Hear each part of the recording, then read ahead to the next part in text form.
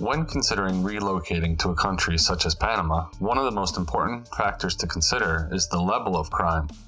In this episode of Beasley Finds, we compare crime in Panama versus the United States.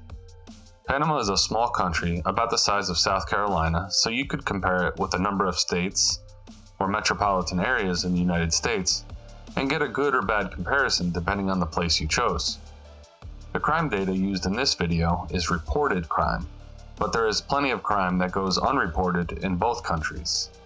In terms of reported crime, homicide data is considered quite reliable compared to other crime categories because homicide is more reliably reported and accounted for compared to lesser crimes. It should also be mentioned that crime tends to concentrate so that certain areas may account for the majority of crime while leaving the remaining areas in relative safety. Much of the data presented here is from the United Nations Office on Drugs and Crime. This appears to be a reliable and robust source of data with multiple reports that are accessible and free to download. Using this and other sources of information, we'll take a look at homicide, theft, and white-collar crime in both countries. While I'm not an expert on crime, I did take considerable pains to ensure that the data presented is from credible sources. You will find links below if you care to read and draw your own conclusions. Lastly, you should know that Panama and the US have significant differences in their legal systems, history, culture, and societal norms. These should be kept in mind when comparing crime as they may impact the definition, prosecution, and conviction of crimes. But I don't want to bore you with a discussion of legal systems up front, so I'll include that section later in the video. You might actually find the differences between these justice systems interesting, so keep watching until the end. Starting with the crime of intentional homicide, I will begin by saying that the likelihood of experiencing a violent death due to intentional murder has proportionately decreased over the past 25 years. However, part of this is due to the growth in population exceeding the growth in the murder rate. As of 2017, the global homicide rate was 6.1 victims per 100,000 people, which is lower than the 1993 rate of 7.4. Homicide or murder rates are one of the most commonly used indicators of violent crime rates in a country. These crimes are often reported, well documented, and correlate with other types of violence.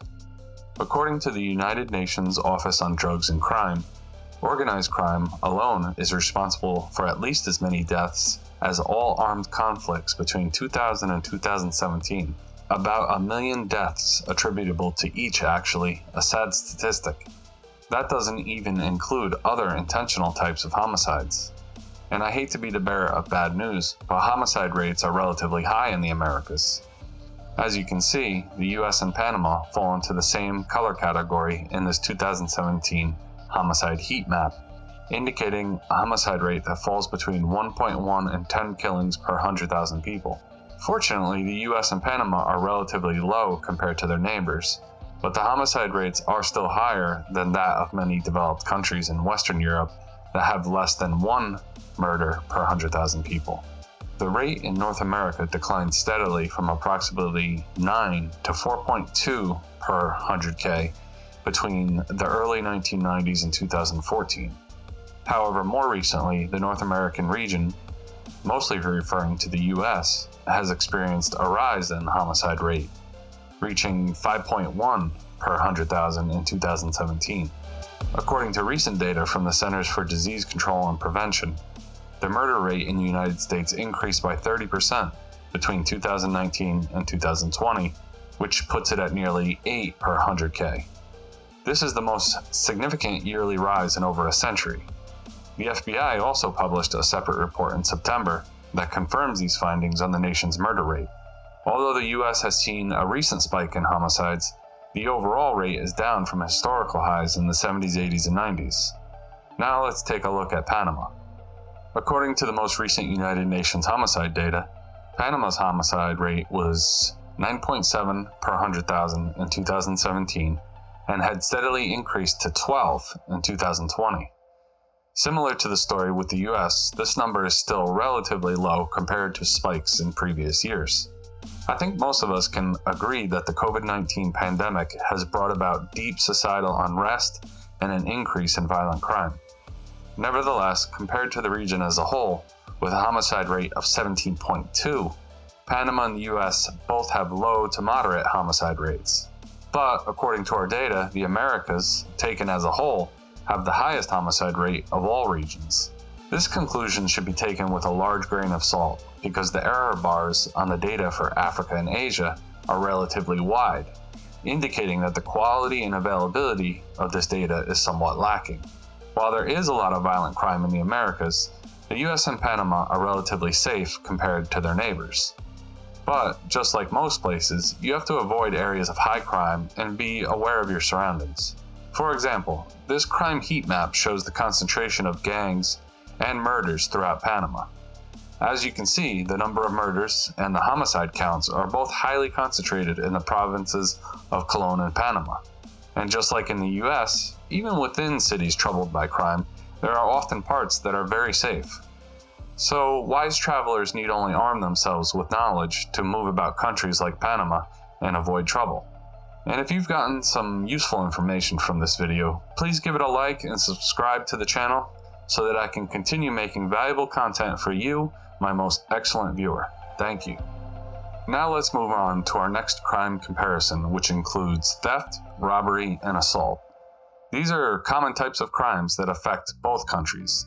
Returning to the UN crime data, we can draw some conclusions, bearing in mind that these types of crimes may go unreported or be underreported, so the numbers aren't considered quite as reliable or complete as homicide data. As with the previous comparison, I will give you the number of instances per 100,000 people for each crime type. I'll use the most recent year where data exists for both countries. In 2017, the robbery rate per 100,000 people in Panama was 243, and in the US it was 99. The rate of serious assault was 94 in Panama and 250 in the USA. So robbery appears to be higher in Panama, while serious assault is seemingly quite a bit higher in the US. For burglary, we have Panama 213 and USA 340. For theft, we have Panama 320 and USA 1,545. And motor vehicle theft, we have Panama 25 and USA 220. Apparently, the USA takes the cake when it comes to stealing. So for this comparison, the only crime Panama is higher in is the robbery rate, which is distinct from other forms of economic crimes because it involves the use of force or the threat of violence. Overall, we can conclude that Panama has more violent crime than the US, but economic crime not involving the use or threat of force is considerably higher in the USA. Last but not least is white-collar crime and corruption. White-collar crime refers specifically to nonviolent crimes committed for financial gain, such as fraud, embezzlement, and money laundering. These crimes are often interwoven with criminal enterprises and corrupt figures that take advantage of our legal and economic systems and erode the trust that citizens place in these institutions. While murderers kill people, white-collar criminals destroy people's lives and steal from society on a staggering scale. Think about frauds such as Bernie Madoff, who stole billions and lied for decades in a Ponzi scheme that brought economic devastation to thousands of investors. According to the Federal Trade Commission, financial fraud is a particular concern in the United States, with losses estimated to be several billions of dollars each year. In Panama, money laundering and corruption of officials and judges appears to be a major issue. While all types of white-collar crimes occur in both countries, it's difficult to make a direct comparison, and these crimes may be the most difficult to track and quantify, considering that white-collar criminals and corrupt individuals may go for years without being caught and may never be prosecuted. A report to the nations by the Association of Certified Fraud Examiners explains that fraud is the most common and costly form of financial crime in the world, and the United States is infamous for having some of the most notorious perpetrators of this crime. The ACFE is the world's largest anti-fraud organization and has over 90,000 members. I'll leave a link to the fraud report in the description below if you want to learn more. In Panama, the rule of law is vulnerable to corruption, money laundering, and other shady financial dealings.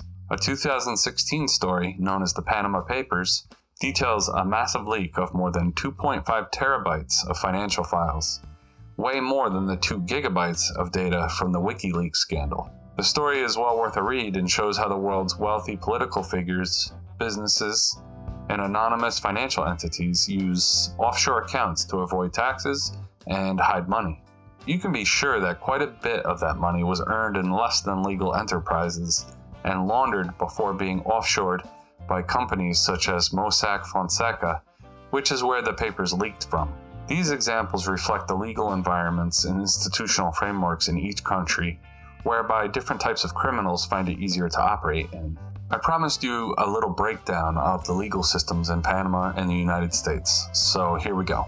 The criminal justice systems differ in terms of their structure and organization. Panama has a civil law system based on written laws and regulations, whereas the United States has a common law system based on judicial decisions or precedents. The implementation of these systems within Panama and the US isn't perfect.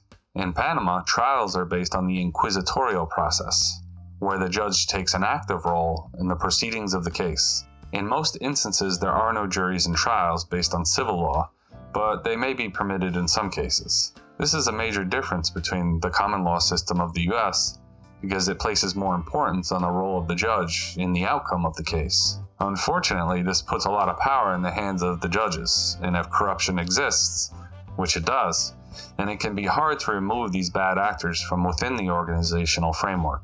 On the other hand, criminal justice in the United States is based on the adversarial system, where the prosecutor and defense attorney are the primary actors in the trial, with the judge serving as a neutral arbitrator.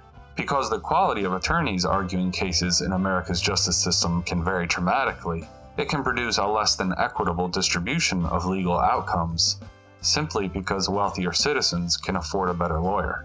Theoretically, a civil law system might be more equitable because both parties in a case would have the benefit of a wise and fair judge. But only one bad judge could cause a lot of harm to the legal system in countries like Panama, and they do. To be fair, there have been some significant efforts to weed out corruption from Panama's judicial system, but that's a topic for another video.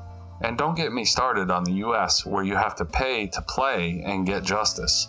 One could easily make an entire YouTube channel on the inequities of that system. Despite the potential for this video to be controversial, it should also make it clear that Panama and the United States are not the worst when it comes to crime. According to the UN dataset, the Americas do have the highest estimated homicide rate of all regions, but Panama and the US have relatively low rates compared to other countries in the region. No matter where you look, crime is dynamic and varies greatly by geographic location. And while it is a real problem in both of these great countries, there are many safe places within either nation that one could travel and make a home in. I hope this video has been informative for my viewers, and I thank you for watching. Please consider subscribing to support the channel and for more Beasley Finds.